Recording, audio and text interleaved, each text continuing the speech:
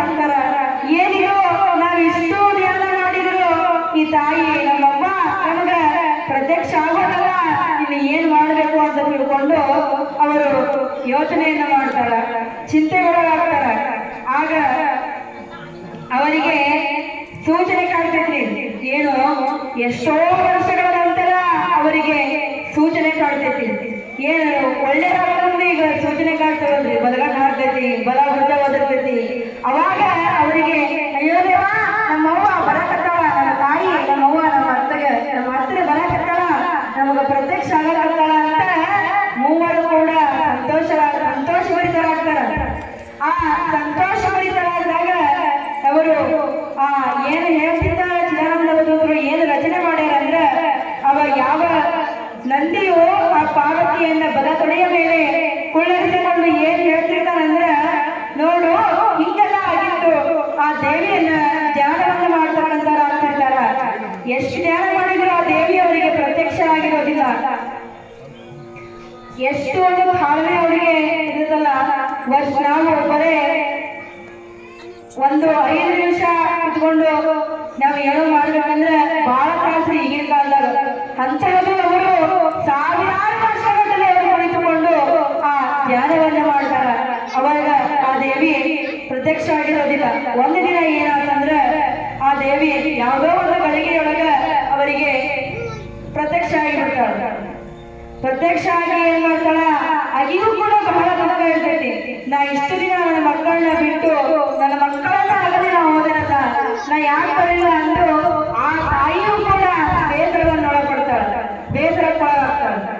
ಅವಾಗ ಎಷ್ಟು ಬೇಸರವನ್ನು ಒಳಪಡ್ತಾಳ ಅಂದ್ರೆ, ಎಲ್ಲೂ ಇನ್ನೂ ನನ್ನ ಮಕ್ಕಳನ್ನ, ನನ್ನ ಬ್ರಹ್ಮ ವಿಷ್ಣು ಮಹೇಶ್ವರರನ್ನ ನಾ ಎಲ್ಲಿಯೂ ಬಿಟ್ಟು ಹೋಗೋದಿಲ್ಲ, ಅವರಿಗೆ ನಾ ಏನೂ ಮಾಡೋದಿಲ್ಲ, ಇಷ್ಟು ದಿನ ಒಳಗಡೆ ಸಾಕು, ಇಷ್ಟು ದಿನ ಅವ್ರು ಬಿಟ್ಟಿದ್ರೆ ಸಾಕಪ್ಪ, ಇನ್ನು ಮೇಲೆ ನನಗೆ ಏನು ಬೇಡ, ನನಗೆ ಯಾವ ಸಂಪತ್ತು ಆಯುರಾರೋಗ್ಯ ಐಶ್ವರ್ಯ ಏನೇನೂ ಬೇಡ, ನನಗೆ ಯಾವುದೂ ಬೇಡ, ನನಗೇನು ಬೇಡ, ನನ್ನ ಮಕ್ಕಳ ಒಂದು ಜೋಪಾನ ಮಾಡ್ಕೊಂತ ಇದ್ರೆ ಸಾಕು, ನನಗ ಅದೇ ಒಂದು ಪುಣ್ಯ, ನನಗ ಅದೇ ಒಂದು ಒಳ್ಳೆಯದು, ನನಗೆ ಯಾವುದು ಬೇಡ ಅಂತಂದ ಆ ದೇವಿಯು ಆ ಬ್ರಹ್ಮ ವಿಷ್ಣು ಮಹೇಶ್ವರರನ್ನ ಅಪ್ಪಿಕೊಂಡು ಪುತ್ರ ಸ್ನೇಹದಲ್ಲಿ, ಪುತ್ರ ಸ್ನೇಹ ಅಂದ್ರೆ ಆ ತನ್ನ ಕೈಯನ್ನು ತಡುತ್ತಾಳ, ಮೈಯ ತಡುತ್ತಾಳ. ಈಗ ಹಿಂಗ ನಾವು ನಮ್ಮ ತಾಯಂದ್ರೆ ನಾವು ಎಲ್ಲರ ಹೊರಗೆ ಬಂದಾಗ ನಮ್ಮನ್ನ ಅಪ್ಪಿಕೊಂಡು ಮುಟ್ಟಾಡ್ತಾರಲ್ಲ, ಹಂಗ ಅಪ್ಪ ನಿಮ್ಮನ್ನ ಇಷ್ಟು ದಿನ ನಾನು ಬಹಳ ಒಂದು ಕಳ್ಕೊಂಡೆ, ನನಗ ಬಹಳ ಸಮಾಧಾನವಾಗೈತಿ, ಅಲ್ಲಿಯೂ ಕೂಡ ಹಂಗ ಸಂತೋಷ ಆಗ್ತೈತಿ, ದುಃಖನೇ ಆಗ್ತೈತಿ. ನನ್ನ ಮಕ್ಕಳು ಇಷ್ಟು ದಿನ ಆಗಲಿಂದಲ್ಲ, ನನ್ನ ಎಂತ ಕರು ಹೃದಯ, ನಾ ಹೆಂಗಿರ್ಬೋದು, ನಂದು ಒಂದು ಹೃದಯ ಹೆಂಗಿರ್ಬೋದು, ನಾ ಎಷ್ಟು ಕ್ರೂರ ಇರ್ಬೋದು ಅಂತಂದು ಆ ತಾಯಿ ಮನ ನೋಡುತ್ತಾಳ.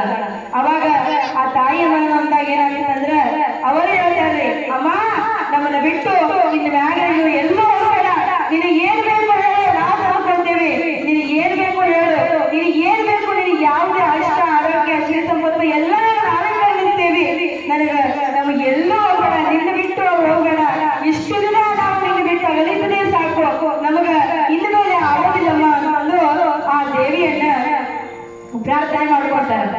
ಇನ್ನ ಮುಂದಿನ ಕೆಲವು ಕೊನೆಯ ನುಡಿಗಳಲ್ಲಿ, 2ನೇ ಅಧ್ಯಾಯದ ಕೊನೆಯ ನುಡಿಗಳಲ್ಲಿ ಪುರಾಣ ಏನೈತೆ ಅಂತ ನಾವು ನೀವಲ್ಲಿ ನೋಡೋಣ.